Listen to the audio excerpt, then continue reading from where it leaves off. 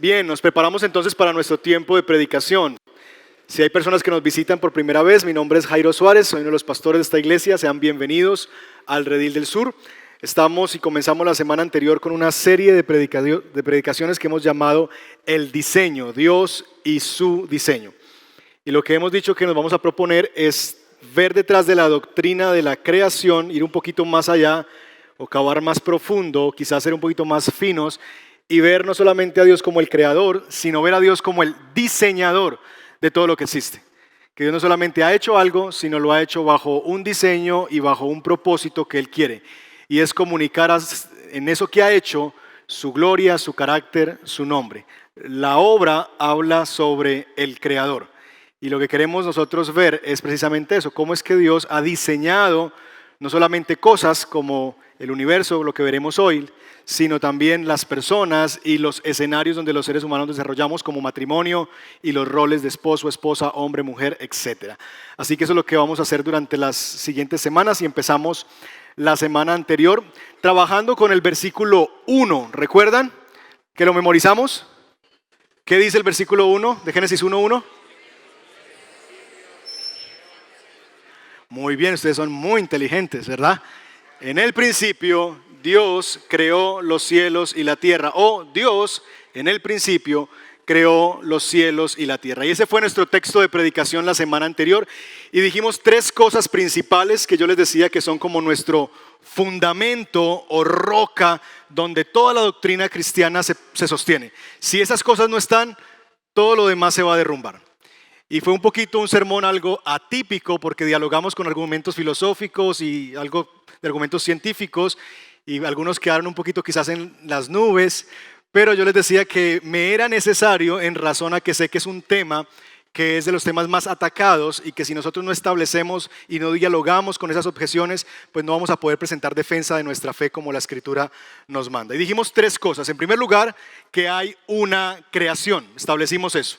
No vivimos en el sueño de Buda, no vivimos en una ilusión, no vivimos en medio de una Matrix, ¿verdad? Donde estamos ahí conectados a una realidad y por allá realmente son otros los que nos manejan y nos gobiernan. No, existimos, hay una realidad material y nosotros realmente estamos en un mundo que tiene existencia. Existimos, no vivimos en una ilusión. Y eso dijimos entonces que el texto nos dice que hay cielos y que hay tierra. En el principio Dios creó cielos y tierra y establecimos que sí, hay cielos y hay tierra. Y ahí dialogamos con varios argumentos. Usted puede escuchar la predicación si no estuvo la semana pasada en YouTube. 2, dijimos que si hay una creación, entonces hubo un principio. Y allí establecimos entonces que, contrario a lo que muchas personas piensan, la ciencia nos ayuda a entender que el universo no es eterno, que el universo tiene dos movimientos. Por un lado se expande, pero en la medida en que el universo se va expandiendo, la energía del universo se va agotando, que es como una bombilla que se está apagando lentamente. Y dialogamos ahí con segunda ley de la termodinámica y demás que nos ayuda a entender esa realidad. Y dijimos que si el universo se está agotando, se va a apagar. Y si se va a apagar, entonces no es eterno. De tal manera que si no es eterno, tuvo un comienzo. Y es lo que la Biblia establece. Hubo un principio. El universo no es preexistente, el universo no ha existido siempre, no es eterno. El universo tuvo un comienzo y la ciencia nos ayuda a determinar esa verdad que la Biblia afirma y es que hubo un principio. Y finalmente dijimos que detrás de ese principio, si hay algo creado que tuvo un comienzo, debe haber entonces necesariamente una causa primaria que le haya dado realidad a eso que ahora conocemos como universo. Comparamos como un carrito de cuerda, ¿verdad? Si el universo es un carrito de cuerda que se le está acabando la cuerda, entonces tiene que haber una causa que le dio cuerda. Y nosotros dijimos que se requiere que haya un ser autoexistente que esté por fuera de lo creado, de lo material, que sea la razón por la cual todas las cosas existen. Y dijimos que la ciencia nos lleva a un camino donde hay dos bifurcaciones. La ciencia y la fe no son enemigas, la ciencia es sierva de la fe. Y lo que la ciencia hace nos conduce ante dos caminos. Uno es creer que ese ser autoexistente por el cual existen todas las cosas es Dios, un Dios personal, un ser autoexistente y personal, Dios.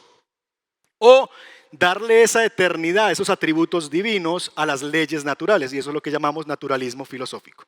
Y que finalmente la ciencia nos lleva hasta allí, y es un asunto de fe realmente si vamos a creer en esto o en esto otro. Y eso dijimos la semana pasada y establecimos entonces que nosotros creemos por la Escritura que ese ser, esa causa primaria, ese ser necesario es el Dios de la Biblia. Y establecimos entonces eso como los 3 fundamentos de nuestra fe. Hay una creación que comenzó en un principio y que fue por la mano de Dios. Dios en el principio creó los cielos y la tierra. Eso fue lo que dijimos la semana anterior. Estableciendo entonces, mis hermanos, esa roca, lo que yo quiero proponerles entonces es que comencemos juntos a estudiar el diseño de Dios. Que tratemos nosotros de ver ese diseñador qué fue lo que hizo y que trabajemos entonces con descubrir ya no el diseñador, sino ahora que comencemos a trabajar con el diseño de Dios en el mundo. Y para eso vamos a estar estudiando hoy desde el versículo 2 hasta el versículo 31 de Génesis capítulo 1. Búsquenlo y cuando lo encuentre se pone de pie y nos preparamos para leer juntos. Génesis 1, versos 1 al 31 en realidad vamos a leer hoy, aunque solamente vamos a trabajar hasta el 24. Leemos de pie, no porque sea pecado leer sentados, sino en razón a una muestra de reverencia ante la palabra del Señor. Es la razón por la que lo hacemos así. Si usted no puede hacerlo, tranquilo, pero si puede, hágalo. Génesis capítulo 1, versos 2 al 31. Todo el capítulo 1. ¿Estamos ahí? Lo leo en Nueva Versión Internacional, así que sígame por favor en su Biblia. Vamos a leer el versículo 1 como para engancharlo ahí con el 2. Dios en el principio creó los cielos y la tierra. La tierra era un caos total. Las tinieblas cubrían el abismo y el Espíritu de Dios se movía sobre la superficie de las aguas. Versículo 3. Y dijo Dios que exista la luz, y la luz llegó a existir. Dios consideró que la luz era buena y la separó de las tinieblas. A la luz la llamó día y a las tinieblas la llamó noche. Vino la noche y llegó la mañana y ese fue el primer día. Verso 6. Y dijo Dios que exista el firmamento en medio de las aguas y que las separe. Y así sucedió. Dios hizo el firmamento y separó las aguas que están abajo de las aguas que están arriba. Al firmamento Dios lo llamó cielo, y vino la noche y llegó la mañana y ese fue el segundo día. Verso 9. Y dijo Dios que las aguas debajo del cielo se reúnan en un solo lugar y que aparezca lo seco. Y así sucedió. A lo seco Dios lo llamó tierra y al conjunto de aguas lo llamó mar. Y Dios consideró que esto era. Y dijo Dios que haya vegetación sobre la tierra, que ésta produzca hierbas que den semilla y árboles que den su fruto con su semilla, todo según su especie. Y así sucedió. Comenzó a brotar la vegetación, hierbas que dan semilla y árboles que dan fruto con su semilla, todo según su especie, y Dios consideró que esto era bueno. Y vino la noche y llegó la mañana, ese fue el tercer día. Verso 14. Y dijo Dios que haya luces en el firmamento que separen el día de la noche, que sirvan como señales de las estaciones, de los días y de los años, y que brillen en el firmamento para iluminar la tierra, y así sucedió. Dios hizo los 2 grandes astros, el astro mayor para gobernar el día y el menor para gobernar la noche. También hizo las estrellas. Dios colocó en el firmamento los astros para alumbrar la tierra, lo hizo para gobernar el día y la noche, para separar la luz de las tinieblas. Y Dios consideró que esto era. Y vino la noche y llegó la mañana y ese fue el cuarto día. Verso 20. Y dijo Dios, que rebosen de seres vivientes las aguas, que se vuelvan las aves sobre la tierra, que vuelen las aves sobre la tierra a lo largo del firmamento. Y creó Dios los grandes animales marinos y todos los seres vivientes que se mueven y pululan en las aguas, y todas las aves según su especie. Y Dios consideró que esto era. Y los bendijo con estas palabras: sean fructíferos y multiplíquense, llenen las aguas de los mares, que las aves se multipliquen sobre la tierra. Y vino la noche y llegó la mañana y ese fue el quinto día. Verso 24. Y dijo Dios, que produzca la tierra seres vivientes, animales domésticos, animales salvajes, reptiles según su especie. Y así sucedió. Dios hizo los animales domésticos, los animales salvajes, todos los reptiles según su especie. Y Dios consideró que esto era. Y dijo, hagamos al ser humano a nuestra imagen y semejanza, que tenga dominio sobre los peces del mar, sobre las aves del cielo, sobre los animales domésticos, sobre los animales salvajes y sobre todos los reptiles que se arrastran por el suelo. Y Dios creó al ser humano, a su imagen, lo creó, a imagen de Dios, hombre y mujer los creó. Y los bendijo con estas palabras: sean fructíferos y multiplíquense, llenen la tierra y sométanla, dominen a los peces del mar y a las aves del cielo y a todos los reptiles que se arrastran por el suelo. También les dijo: yo les doy de la tierra todas las plantas que producen semilla y todos los árboles que dan fruto con semilla. Todo esto les servirá de alimento, y doy la hierba verde como alimento a todas las fieras de la tierra, a todas las aves del cielo y a todos los seres vivientes que se arrastran por la tierra. Y así sucedió. Dios miró todo lo que había hecho y consideró que era muy bueno. Y vino la noche y llegó la mañana. Ese fue el sexto día. Señor, guíanos por tu palabra para ver el diseño perfecto de tu creación.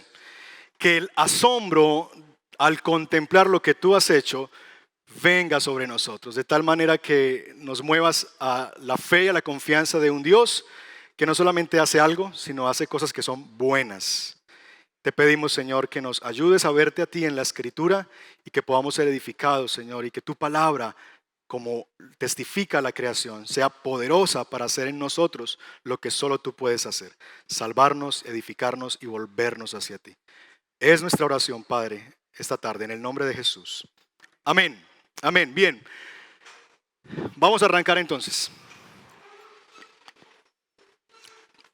Tenemos por delante estos largo texto de la Escritura que nos presenta el diseño de Dios en todo lo que Él ha hecho en el mundo particularmente. Pero permítanme, antes de entrar a estudiar verso a verso y a ver cómo fue que Dios diseñó todo, lidiar con dos asuntos que son dos asuntos fundamentales que cuando se lee este texto seguramente salta en la mente de algunos de los presentes. El primer asunto tiene que ver con el que tenemos que lidiar, tiene que ver con el tipo de literatura que estamos leyendo. Cuando leemos Génesis 1, ¿qué estamos leyendo? ¿Estamos leyendo un relato histórico? ¿Estamos leyendo un relato científico? ¿Estamos leyendo un relato filosófico? ¿Estamos leyendo un relato mitológico? ¿Qué es lo que estamos leyendo cuando estamos leyendo Génesis capítulo 1? Así que hay una pregunta que tiene que ver con el asunto de la literatura. Algunos han hablado del libro de Génesis, ¿verdad? Y encuentran una semejanza de los 3 primeros capítulos, particularmente de Génesis, con literatura mesopotámica, o lo que llaman en literatura como cosmogonías, como explicación de cómo fue que las cosas sucedieron, ¿verdad? Relatos de cómo los pueblos cuentan la creación. Y algunos han visto en el relato de Génesis que Génesis es un mito más que se nos cuenta desde la cultura, ¿verdad?, judía, de cómo ellos creen que el universo llegó a existir. Y aunque, mis hermanos, nosotros, aunque necesitamos reconocer que sí el libro de Génesis, particularmente los 3 primeros capítulos, contienen algunos ecos presentes en otro tipo de literatura, como el Enuma Elis, por ejemplo, que es un relato mesopotámico para describir la creación. No obstante, nosotros hemos de decir, mis hermanos, que son más los contrastes que las similitudes que existen entre esos relatos y el libro de Génesis. Déjenme mencionarle por lo menos 2 de ellos. En primer lugar, siempre en los relatos creacionales de los pueblos, el universo surge como una lucha entre los dioses. Entonces siempre es que están peleando 2 dioses, se forma un bonche y del bonche sale el universo. Y de ahí salimos los seres humanos y demás. Casi siempre hay un bonche ahí en medio entre los dioses, o una pugna, una pelea entre los dioses. La Biblia no dice eso. La Biblia establece que Dios crea las cosas por su buena voluntad. Dios quería crear y no hay una lucha detrás de eso, sino que Dios es soberano y hace lo que Él quiere. Segundo lugar, y quizás la cosa más importante, es que la mayoría, si no todos los relatos creacionales, siempre mencionan la creación de los dioses. ¿Cómo fue que esos dioses llegaron a existir? Nuestra Biblia y nuestro relato no.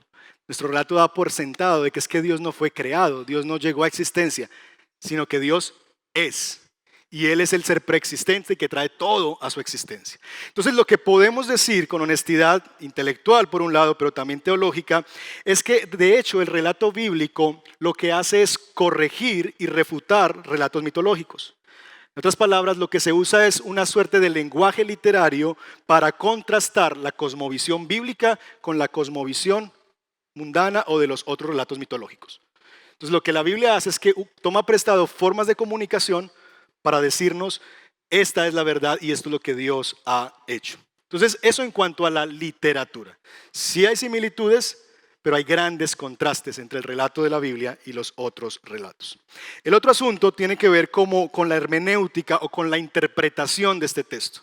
Muchas personas se acercan a Génesis 1 y tratan de ver cómo esto se puede armonizar con lo que las evidencias científicas nos muestran. Entonces algunos han hecho, por ejemplo, un esfuerzo muy grande en ver que el versículo 1, Dios creó los cielos y la tierra, y el versículo 2, y la tierra era un caos total. Entonces explican que la distancia entre esos dos versículos son los millones de años, los miles de millones de años que la ciencia dice que pasaron, ¿verdad? Y que tiene la Tierra, para explicar que la Tierra es muy antigua.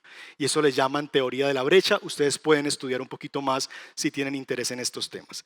Pero básicamente lo que se hace es tratar de explicar todos los descubrimientos científicos y demás, y todos esos miles de millones de años y los fósiles y demás que se dicen que tienen miles de millones de años. Entonces tratan de establecer que entre el versículo 1 y el versículo 2 hubo una gran brecha de tiempo, que Dios comenzó su acción creadora, pero en un momento se dio la caída de Satanás, ¿verdad? Y de sus ángeles y de esa creación, y se convirtió en un caos todo lo que había, y luego en el versículo 3 Dios vuelve a recrear lo que comenzó en el versículo 1. Y que en ese lapso es que pasó todo ese tema de los fósiles y demás. Entonces suena muy interesante, ¿verdad? Genera mucha curiosidad, pero creo, mis hermanos, que más allá de todo esto, yo creo que esta clase de discusiones nos desvían de dos cosas. En primer lugar, de la naturaleza de la Biblia. ¿Qué es la Biblia? Y número dos, la intención de la Biblia. ¿Qué es lo que la Biblia quiere hacer? La Biblia en realidad debería ser entendida como una silla de tres patas, ¿verdad? Donde la Biblia es un relato histórico, es decir, sí nos cuenta historia, y yo particularmente creo que el capítulo 1 de Génesis nos narra la historia de los comienzos. Dos, que es un libro literario, es un libro, es decir, que tiene literatura, de tal manera que esa historia se nos cuenta a través de géneros literarios.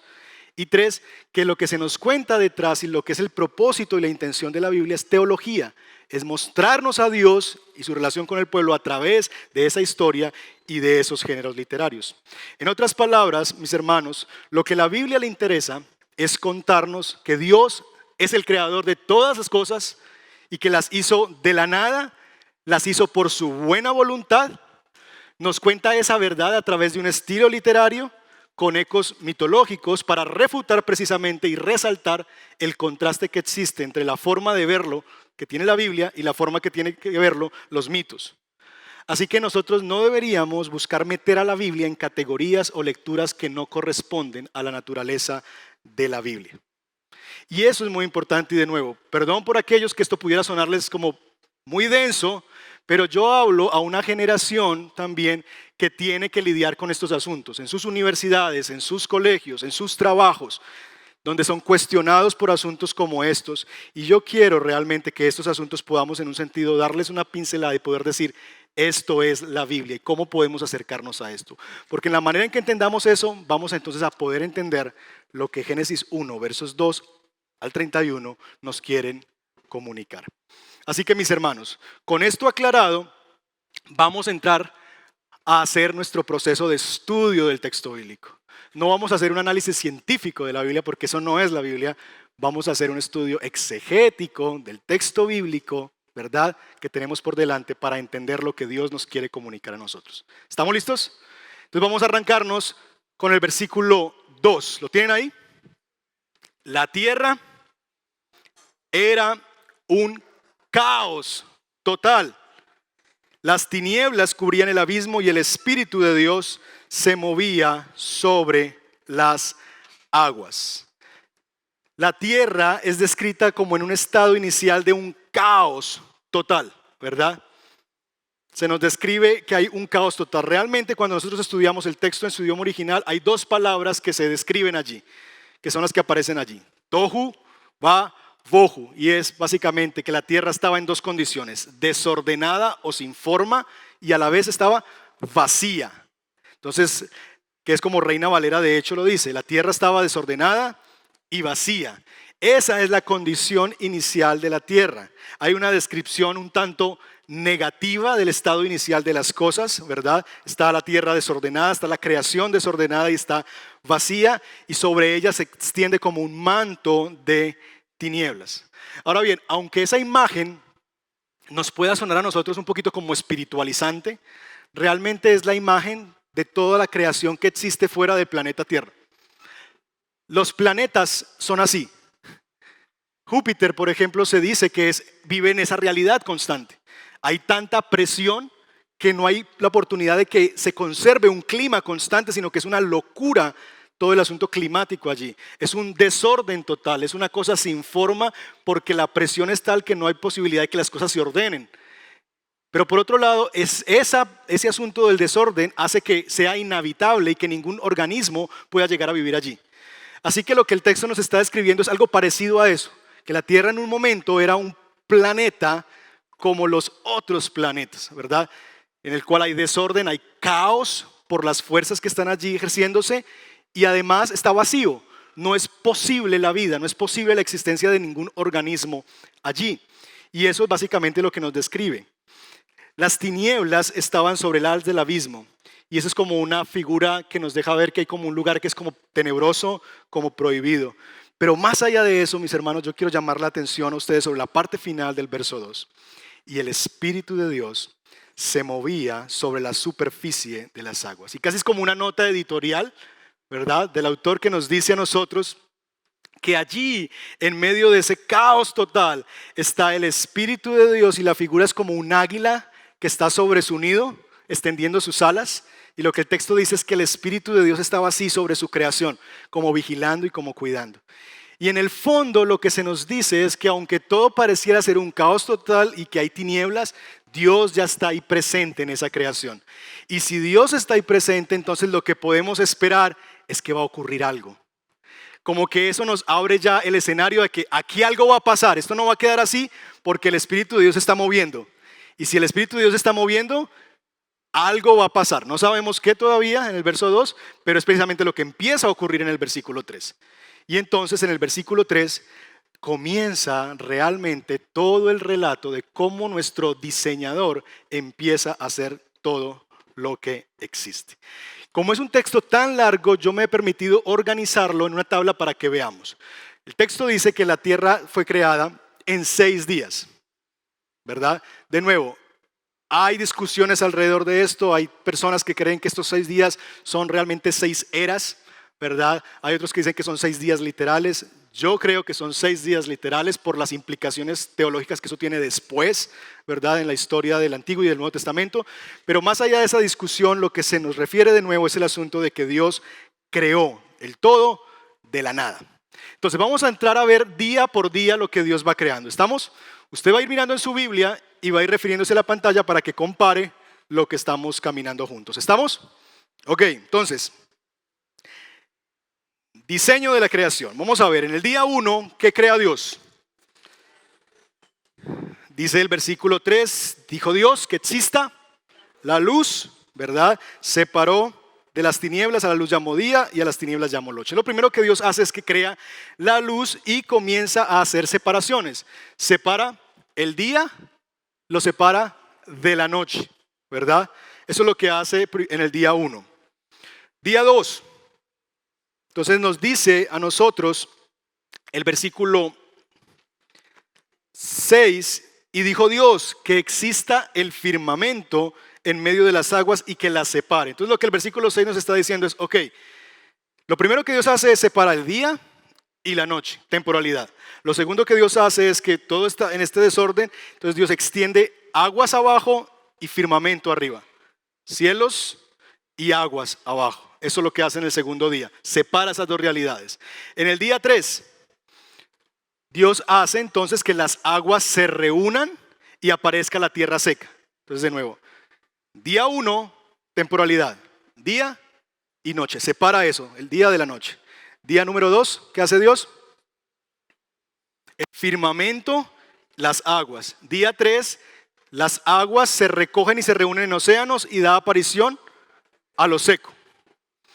Día número 4, Dios crea entonces los astros, dice el texto, el sol para el día, la luna y las estrellas para la noche. Y entonces aparecen en el día 4 los astros. Día 5, Dios crea las aves del cielo y los animales del mar, ¿verdad? Los animales acuáticos. 6, Dios creó a los animales terrestres y al hombre. Así está básicamente descrita la creación. Y el día 7 dice que Dios descansó porque había terminado todo lo que había emprendido. Entonces, ese es como el marco en el que Dios creó. 6 días. Y va haciendo día 1, día 2, día 3, día 4, día 5, día 6. Ahora bien, permítanme y veamos juntos la belleza de este diseño. Miren sus Biblias, por favor, los primeros 10 versículos. Si no tiene Biblia, dirija sus ojos a la pantalla. Vamos a ver algunos patrones de estos 10 versículos. Versículo 3, Dios dijo que exista la luz y luego llegó a existir. Dios consideró que la luz era buena y la que separó, ¿verdad? Hubo una separación. Versículo 6, y dijo Dios que exista el firmamento en medio de las aguas y que las separe de nuevo. En el día 1 hubo una separación, en el día 2 otra separación. Dios hizo el firmamento y separó las aguas que están abajo de las aguas que están arriba. Verso 8. Al firmamento Dios lo llamó cielo, vino la noche, llegó la mañana, ese fue el segundo día. Día 1 hubo separación. Día 2 hubo separación. Día 3 dice el versículo 9. Y dijo Dios que las aguas debajo del cielo se reúnan en un solo lugar y que aparezca lo seco. A lo seco Dios lo llamó tierra y al conjunto de aguas lo llamó mar y Dios consideró que esto era muy bueno. Entonces miren lo que está ocurriendo en los primeros 3 días. Dios primero separa día y noche, luego separa firmamento de aguas, luego recoge las aguas, las separa de lo seco.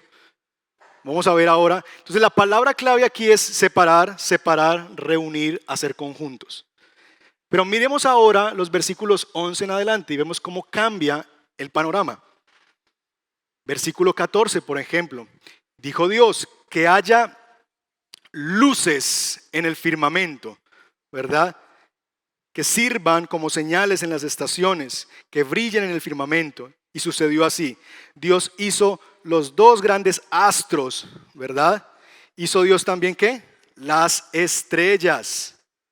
Dios colocó en el firmamento los astros para alumbrar la tierra, en fin. Y dice el versículo 19, vino la noche, llegó la mañana y ese fue el cuarto día. Ahí está. Entonces, cuarto día, ¿qué hace Dios? Hace que haya cosas. Hace las estrellas, hace 2 grandes astros, hace que aparezcan cosas allí. Versículo 20. Y dijo Dios que rebosen de seres vivientes. Versículo 21. Todos los seres vivientes que se mueven y pululan en las aguas, todas las aves según su especie. Dios consideró que esto era bueno. Versículo 22. Sean fructíferos, multipliquen, llenen, que las aves se multipliquen nuevamente sobre la tierra. Y vino la noche, llegó la mañana y ese fue el quinto día. Entonces, en el cuarto día, ¿cuál es el patrón general? Rebosar, pulular, ser fructífero, multiplicar, llenar, multiplicar. Si vemos el día sexto es lo mismo. Multiplíquense, multiplíquense, fructifiquen, llenen. Ahora bien, usted puede decir, sí, ¿y qué? Bueno, ¿y qué? Miren esto. Lo que tenemos realmente es lo siguiente. Y he aquí la mano de nuestro precioso artista. En los primeros 3 días, lo que Dios hace, ¿cómo estaba la tierra al comienzo? Desordenada y vacía. Entonces miren lo primero que Dios hace. La tierra estaba desordenada y en el día 1 Dios, ¿qué empieza a hacer? Empieza a ordenar. Hay un desorden y Dios ordena. Pone aquí el día, pone aquí la noche. Día 2, sigue ordenando. Dios separa el firmamento del mar. ¡Pup! Ordenemos. Día 3, Dios hizo que las aguas se reúnan y que den lugar a lo seco y creó la tierra. Es como un diseñador, ¿verdad? Uno cuando llega al escritorio y ve todo eso ahí, uno empieza, no, así yo no puedo trabajar. Entonces empieza uno como a organizar aquí los cuadernos, a organizar el lápiz, a poner como todo en su lugar para luego empezar entonces a hacer las cosas. Entonces, lo primero que Dios hace es que ve una creación desordenada y comienza entonces a ordenar las cosas. Y mire lo que hace en los otros 3 días. La tierra estaba ¿cómo? ¿Y qué hace Dios? Empieza a llenarla. Lo primero que llena son los cielos. Los llena con astros. Le pone el sol al día, le pone la luna a la noche y le pone las estrellas. Llena lo que ha separado. Quinto día, La tierra está vacía y Dios entonces crea las aves para el firmamento y crea los animales marinos para el agua. Y en el día 6, nuestro diseñador ve ese vacío y lo llena, crea los animales terrestres y al hombre.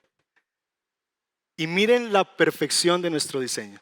El día 1 se corresponde con el día 4. En el día 1 Dios separa día y noche y en el día 4 le pone el sol al día y le pone la luna a la noche. En el día 2 separa el firmamento del mar y le pone al firmamento aves y al mar le pone peces. En el día 5. Y en el día 3 Dios hace que las aguas se reúnan en un solo lugar, hace que aparezca la tierra y en el día 6 entonces le crea animales a lo seco. ¿Ven la belleza de nuestro diseñador? Él no simplemente dijo, no, aquí hay un diseño que bellamente el escritor del texto, Moisés, nos deja conocer a nosotros ese diseño precioso de nuestro Dios. Él cogió una tierra que estaba en un inicio desordenada y vacía y dice, ok, vamos a arrancar. Lo primero, vamos a poner orden en la casa. Vamos a separar. Separamos. Listo, está todo separado. Ahora sí vamos a resolver el problema del vacío. Y comienza a llenar cada cosa allí. Ese es la belleza del diseño de Dios. La creación es un diseño precioso, hecho por la mano de un artista delicado. Este mundo está tan perfecta y funcionalmente diseñado que sería una locura pensar de que fue producto de la casualidad. William Paley, que es un escritor en su teología natural, escribe lo siguiente. Él habla de una analogía que es muy conocida, que es la analogía del relojero. Él habla lo siguiente: al observar un mecanismo tan sencillo como un reloj, a nadie se le ocurre dudar de que este es el producto de una creación, que es el resultado de un trabajo intencional. Es decir, si un hombre va por la calle y se encuentra un reloj, no va a decir, ve, eso apareció ahí. No, nadie con sus 5 sentidos va a decir eso de un reloj. A ninguna persona en su sano juicio se le puede ocurrir pensar que un mecanismo como un reloj, con sus engranajes dentados dispuestos de tal manera precisa entre sí para funcionar y medir el tiempo, es consecuencia de una sucesión de casualidades que progresivamente han ido formando sus partes y que además han dado con el acople entre dichas partes para dar con la función deseada. Dice él, nadie que no esté loco puede pensar que un reloj es consecuencia del azar. Pero para nuestra sorpresa, hay mucha gente que piensa que el mundo es así, que fue producto de la casualidad y que cuando vemos el diseño de las cosas, realmente, mis hermanos, el diseño mismo del universo aboga por la necesidad de un diseñador. Es increíble ver la perfección del diseño. Solamente hay que meternos a nuestro cuerpo. Quizás las cosas naturales pueden crear patrones, A, B, B, etc. Pero si usted estudia, por ejemplo, el genoma humano, usted se va a dar cuenta que es información inteligente que está allí. No es A, B, B, C, C, no. Es a veces ABC, a veces CAB y unas combinaciones extraordinarias de inteligencia que demandan la necesidad de que detrás de ese diseño tan precioso como el genoma humano hay un diseñador aún más inteligente. Tristemente, mis hermanos, es interesante, pero a la vez muestra la insensatez humana que la mayoría de los artistas, y de nuevo, no he estudiado esto, es solamente observación empírica de lo que puedo ver a diario, que la mayoría de los artistas son ateos. Y eso me sorprende, pero me hace ver también la insensatez del corazón humano. Porque básicamente sería pensar que sería como que ellos creyeran que Miguel Ángel un día dejó en la Capilla Sixtina 6 brochitas, unos 10 colores ahí, ¿verdad?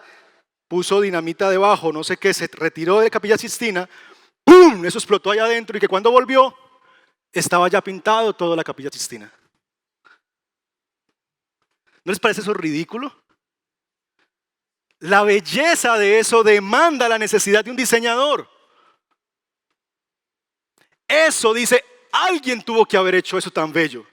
¿Por qué cuando vemos el universo no demanda de nosotros la misma respuesta? Cuando los cielos vemos y dice el salmista, cuentan la gloria de Dios.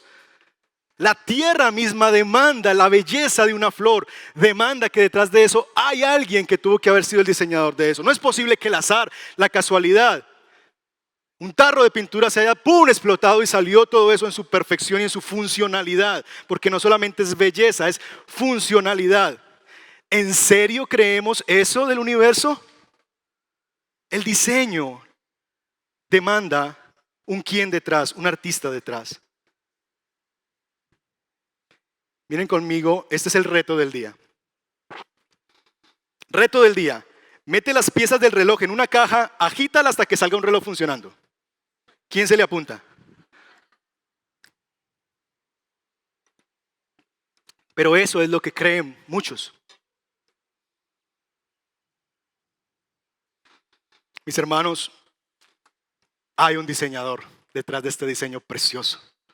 Hay alguien, hay una mente inteligente detrás de todo lo que existe. Y ese es nuestro Dios. De hecho, nuestro Dios, al ver su obra, expresa las siguientes palabras en el verso 31. Dice Dios en el verso 31, Dios miró todo lo que había hecho y consideró que era. No, ¿ven que no leen la Biblia? Muy bueno, busquen su Biblia. Dios no dijo que era bueno, Dios dijo que era muy bueno, eso es diferente. A veces viendo televisión mi esposa dice, uy, ese actor está bueno, pero tú, mi amor, estás muy bueno. Bueno, esa es la diferencia, ¿verdad? Esa es la diferencia. Cuando Dios ve todo, dice, es muy bueno. De hecho, Reina Valera dice, es bueno en gran manera, porque es una expresión que desborda algo que es bueno. Cuando Dios ve su creación al final, dice, wow, esto es precioso, esto es hermoso, me quedó una belleza. Como el artista que se para delante de su obra y dice, oh, me quedó una belleza. Nuestro Dios ve su creación y dice de ella que es algo muy, muy bueno. Pero miren conmigo lo siguiente. Miren el contraste tan enorme entre el versículo 2 de Génesis 1 y el versículo 31. ¿Cómo era la tierra en Génesis 1:2? Un caos total. Y pasamos unos versículos y llegamos a Génesis 1:31 y ahora ¿cómo es todo? Muy bueno. ¿No les parece que eso es muy esperanzador? Que Dios puede tomar un caos total, el desorden más grande, el vacío más grande, y en 6 días convertir eso en algo que cuando Él lo ve, dice, es muy bueno. ¿No nos da esperanza a esos hermanos? Para cuando tú ves tu vida y ves que tu vida es un caos total, que tu vida está tan desordenada, que tu vida está tan vacía, darte cuenta que Dios en 6 días puede tomar todo ese caos de tu vida en un lapso de tiempo y transformarlo en algo que cuando Él lo vea nuevamente diga, es muy bueno. Es sumamente esperanzador ver a Dios en medio de su creación. Ahora, ¿cómo? ¿Qué fue lo que pasó entre 1:2 y 1:31? ¿Qué fue lo que sucedió aquí en medio? ¿Qué es el patrón aquí? ¿Qué fue lo que pasó para que algo que era un caos total, desorden y vacío se convirtiera en algo muy bueno? Miren sus Biblias. Versículo 3.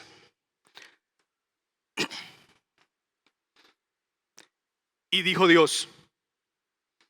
Versículo 6. Y dijo Dios. Versículo 9. Y dijo Dios. Versículo 11. Y dijo Dios. Versículo 14. Y dijo Dios.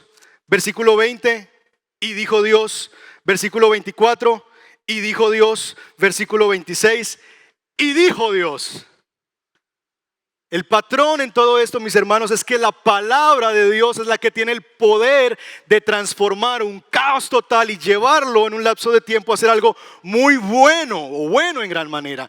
¿Qué es el patrón allí? La palabra de Dios es la que tiene el poder para transformar tu caos en algo bueno en gran manera. Ese es el patrón. Y dijo Dios, y dijo Dios, y dijo Dios, y dijo Dios. Es la palabra del Señor la que hace esa obra. Es la palabra, mis hermanos, que transforma. Es la palabra que tiene el poder de convertir nuestro caos en algo muy bueno. ¿Y saben una cosa? Cuando nosotros leemos el resto de la Biblia, llegamos al Evangelio de Juan, y el Evangelio de Juan nos dice: en el principio era el verbo, logos, palabra, la misma expresión. En el principio era la palabra, y la palabra estaba con Dios y era Dios. Y empezamos entonces a entender que esa palabra que tiene poder para transformar es en primer lugar y en esencia la palabra encarnada, Jesucristo, por medio de quien todas las cosas fueron creadas. Colosenses capítulo 1 nos describe eso. Porque por medio de quién, de Él, este es Cristo, por medio de Él fueron ¿qué? Creadas todas las cosas en el cielo y en la tierra. Génesis 1:1. Visibles e invisibles, sean tronos, poderes, principados o autoridades. Todo ha sido creado por medio de Él y para Él. Lo que Colosenses está diciendo, lo que el Evangelio está diciendo, es que esa palabra que actuó en Génesis capítulo 1 es el Hijo de Dios operando la voluntad del Padre, tal como lo hizo en sus tiempos en la tierra y tal como lo sigue haciendo ahora a la diestra del Padre. Es la palabra de Dios la que transforma, y estaba el Hijo, el Verbo, la palabra de Dios presente desde la misma creación. Allí estaba la Trinidad. Génesis 1:1. En el principio Dios creó los cielos y la tierra. Génesis 1:2. Y el Espíritu de Dios se movía sobre las aguas. Y lo que estamos viendo con la teología bíblica al ver Juan y al ver Colosenses es que también el Hijo estaba presente en la creación y estaba actuando en traer creación a todas las cosas. Y mis hermanos, esa es la belleza del Evangelio, que nuestro Dios envió a Jesucristo para transformar realidades, para hacer de lo que no es algo que pueda ser, para coger algo que es vil y menospreciado y convertirlo en algo que es muy bueno a sus ojos, para hacer de lo que no es algo que es bello y poderoso. Y ese es el Evangelio, y esa es la obra que ha hecho Dios con nosotros. Cogió a personas ignorantes como nosotros, tomó personas viles, menospreciados, y los transformó, y ahora nos vemos como hijos de Dios. Exactamente lo mismo. Cogió el caos de nuestra vida, cogió nuestro desorden y nuestro vacío y lo hizo algo muy bueno. Y tú y yo disfrutamos hoy de esa bondad y de esa belleza de nuestro Señor.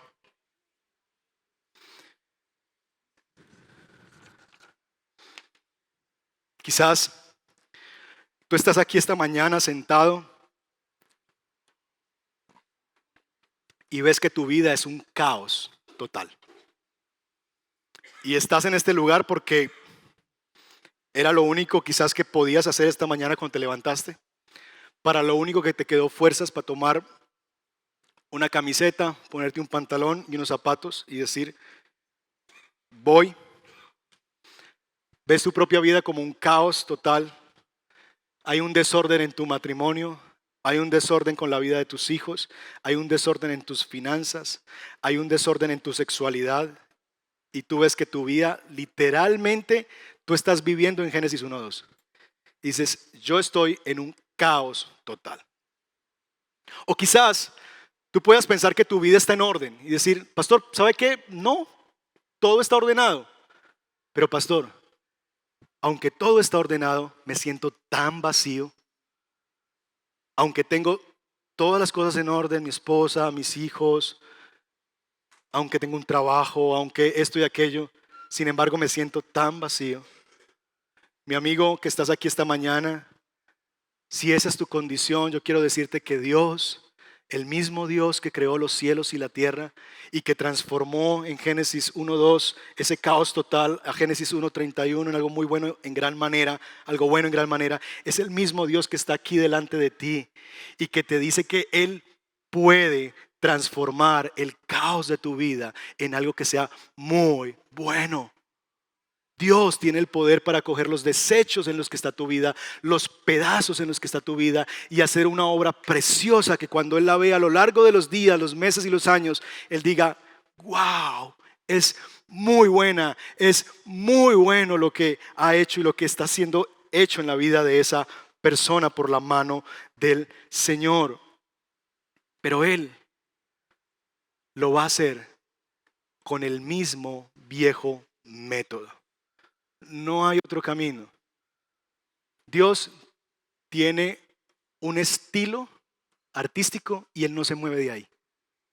Y el estilo artístico de Dios es que Él toma su palabra y por su palabra transforma. No hay otra manera. No hay otro camino en que se va a poder desordenar, se va a poder ordenar tu desorden y llenar tu vacío. No hay otra manera. Dios tiene el mismo viejo método, pero efectivo método. Y es que su palabra, dicha de su boca, dicha por su poder, puede transformar tu realidad. Y si esa es tu condición, Dios puede transformar tu vida. Pero necesitas, en primer lugar, conocer a la palabra encarnada. Porque mis hermanos, si no hay redención, no puede haber transformación. Tú puedes venir a este lugar y venir porque estás desesperado, angustiado. Pastor, necesito cambiar, necesito transformación. Mi matrimonio es un desastre, mis hijos son un desastre, todo en mi vida es un caos total. Ayúdenme, ¿cómo cambia esto? Y lo que vas a encontrar en el ministerio de esta iglesia es precisamente eso, es que te vamos a llevar a la palabra. No te vamos a dar 3 secretos para hallar la felicidad. No te vamos a dar los 5 pasos para una vida próspera. No, te vamos a llevar a entender que es esto, la misma palabra de Dios, el mismo viejo método lo que va a poder transformar tu vida de ese caos y llevarla a lo que es bueno en gran manera. Pero lo primero que requieres es entender que necesitas encontrarte con la palabra encarnada de Dios y escuchar a la palabra encarnada diciéndote la primera cosa que tienes que hacer, y es arrepiéntete y cree en el evangelio. ¿Notan que hay un patrón común en la creación? Cuando la creación escuchaba la voz de Dios, ¿qué pasaba? Se hacía. Es lo mismo. Si tú quieres ver transformación en tu vida, cambio en tu vida, que tu caos se convierta en algo muy bueno, requieres escuchar la voz de Dios y obedecer su voz. Y lo primero que la palabra encarnada, Jesucristo, te dice es: arrepiéntete y cree en el evangelio. Porque si tú no vienes a Él para ser redimido, perdonado de tus pecados, no va a poder haber transformación. Y ya hemos hablado de eso suficiente en esta iglesia. Podemos cambiar un poquito a través de buenos propósitos, pero a los 3 meses vamos a volver a lo mismo. Porque es un fruto artificial, no nace desde adentro, nace desde la imposición, desde echarle ganas, y ninguno de nosotros tiene las suficientes ganas para cambiar. Y no es suficiente. Necesitamos la intervención de Dios. Así que lo primero que requieres, mis hermanos, es reconocer que estás perdido, amigo que estás aquí, y que requieres un Salvador. Ven esta mañana, esta tarde a Jesús y dile: Señor, ese soy yo. Yo estoy en Génesis 1:2 y necesito llegar a Génesis 1:31. Por favor, perdona mis pecados, porque si ustedes no se han dado cuenta, el caos de nuestra vida tiene que ver precisamente porque no obedecemos la palabra de Dios. No estamos viviendo en la palabra de Dios. El caos de nuestra vida es porque un día dijimos: yo soy mi propio rey, yo me voy a autogobernar, voy a crear un reino con un solo habitante y un solo rey, yo mismo. Y voy a invitar a otros habitantes a vivir, a mi esposa, a mi esposo, a mis hijos, a mis amigos. Y todos tienen que vivir para este rey. Y nos dimos cuenta que cuando nosotros tratamos de ser nuestros propios reyes, convertimos el mundo en un caos total. Suficiente ilustración ya tienes en tu vida de lo que puedes llegar a ser cuando tú gobiernas. Por lo que la invitación esta tarde es: deja ya tu corona y entrégasela al que es el Rey verdadero, quien tiene autoridad sobre ti, tu Creador, y dile: gobiérname tú, porque yo soy un desastre, no me sé gobernar a mí mismo. Y lo segundo es, una vez sometidos a la palabra encarnada, nos sometemos a la palabra revelada, la Biblia. Lo que requerimos, mis hermanos, para ver cambios profundos en nuestra vida es volvernos a la palabra de Dios. Es volvernos a la lectura de la palabra de Dios. Todos los cristianos consideran que la Biblia es muy importante. Si yo hago una encuesta aquí de las 400, 300 y pico personas que hay aquí, Todos ustedes me dirán, sí, la palabra de Dios es muy importante. Pregunta número 2, ¿cuántos la leen a diario? Entonces, ahí ya empieza a bajar las estadísticas. ¿Cuántos meditan en ella y pueden recordar y meditar en el día lo que leyeron en la mañana? Ahí el grupito se reduce. ¿Cuántos aplican lo que cada día están leyendo en la escritura? Y ahí sí llegamos a estadísticas de 0.2%. Mis hermanos, requerimos, si esto es el poder de Dios por el que Él transforma un caos y lo convierte en algo bueno, necesitamos volvernos a la palabra, volvernos a su lectura, volvernos a su meditación y sobre todo volvernos a su aplicación. Si Dios dice, se hace. Así yo no lo sienta, así yo piense distinto, pero está aquí. Voy a obedecer a mis emociones, a mis pensamientos y le voy a obedecer a Dios. Es tan sencillo como eso, es una decisión. ¿A quién le voy a creer? ¿A quién le voy a obedecer? Y si nosotros nos volvemos a la palabra, entonces vamos a ver cómo la misma palabra, el mismo poder de Dios transforma nuestro caos en algo que es muy bueno o bueno en gran manera. Déjenme concluir con 5 asuntos. Primero, el diseño mismo aboga por la necesidad de un diseñador que sea sumamente inteligente y cuidadoso. Lo que vemos en el diseño demanda por sí mismo que detrás tiene que haber un diseñador. La Capilla Sixtina no se pintó sin Miguel Ángel.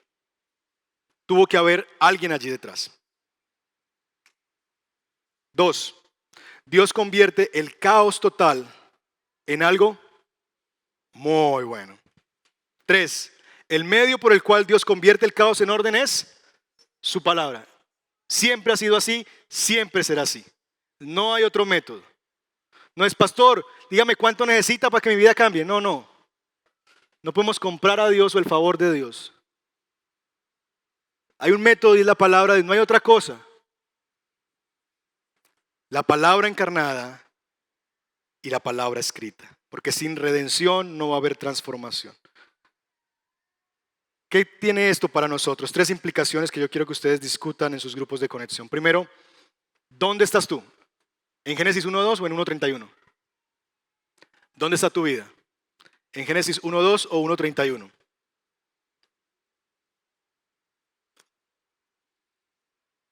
Si está en Génesis 1.2, tu vida está en un caos total. Reflexiona con tus compañeros de grupo pequeño.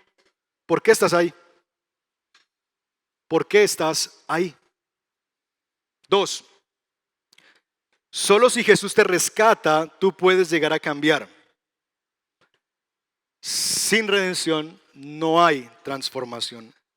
Entonces la pregunta es, ¿has creído en el Evangelio? Porque si no has creído en el Evangelio, no vas a poder vivir transformación genuina.